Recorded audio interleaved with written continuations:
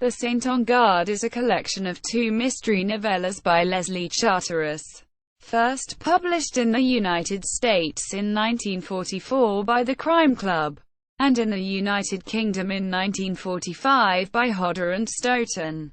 This book continues the adventures of Charteris's creation, Simon Templar, alias the Saint, and features the last of the Saint's World War II-themed adventures that had begun with the Saint in Miami. Both stories had previously been serialized in magazines in 1942 and 1943. The 2 novellas featured in this book were also published individually by some publishers.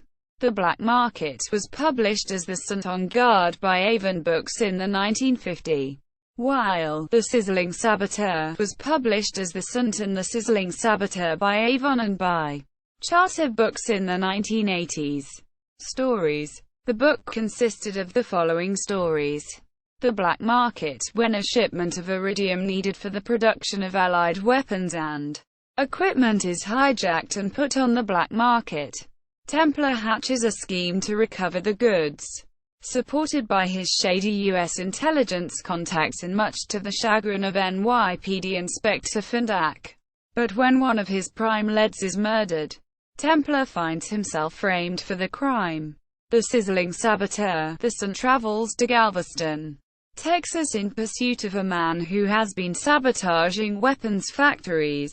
But when his quarry turns up burned to crisp, he has to contend with both the local police, a trio of mysterious men behind the sabotage, and a beautiful Russian. The story includes an element of metafiction as the name Leslie Charteris is mentioned within the story. Television adaptation. Both stories in this collection were adapted as episodes of the TV series The Saint. The Sizzling Saboteur was retitled The Fellow Traveler and first aired as the first episode of the 2nd season on September 19, 1963. The Black Market was retitled The Rough Diamonds and aired on November 21, 1963, also as part of the 2nd season.